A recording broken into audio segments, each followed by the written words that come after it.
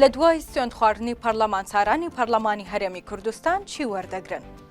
لەگەڵمان بن بزانن شایستەکانی پەرلەمانتاران لە موچە و شۆفێر و پاسەوان و شوێنی نیشتەجێبوون چییە؟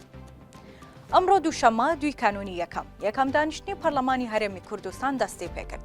ئەوەش لە دوای دەرچوونیان لە هەڵبژاردننی خولی شەشەمی پەرلەمان لە 20 ئۆکتۆبەری ئەمساڵ کە تیایدا زیاتر لە 100 کاندید کێبڕکەی توندیان کرد بۆ بەدەستێنانی 100 کورسی پەرلەمانی کوردستان و نزیکەی 40 لیست و قەوارە و هاوپەیمانێتی جیاواز بەشداریان لە هەڵبژاردننی خولی شەشەمی پەرلەمانی هەرێمی کوردستان کرد. دوای سوێندخواردنی پەرلەمانتاران هەر ئەمڕۆ ئەرک و مافی پەرلەمانتاریان دەست پێ دەکات و ئەم شایستانە وەردەگرن.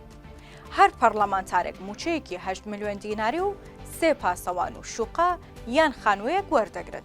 100 پەرلەمانتار لە ئەمڕۆوە موچە وەردەگرن کە بە تێگڕای موچەی هەموو پەرلەمانتاران بێجگە لە پاسەوان و شایستەکانی تر 8 ملیۆن و 83 هزار دینارە و کۆی موچەی مانگێکی هەموو پەرلەمانتاران 808 ملیۆن و 300 هزار دینارە. هەر پەرلەمانتارێک شوقەیەک لە پاکسیتی یان ڤێلایەک لە گوندی ئیتاڵیەک بۆ ماوەی 4 ساڵی پەرلەمانتاری وەردەگرێت.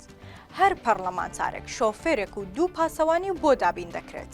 بەگشتی بۆ 100 پەرلەمانتار 100 شۆفێر و 200 پاسەوان دابین دەکرێت.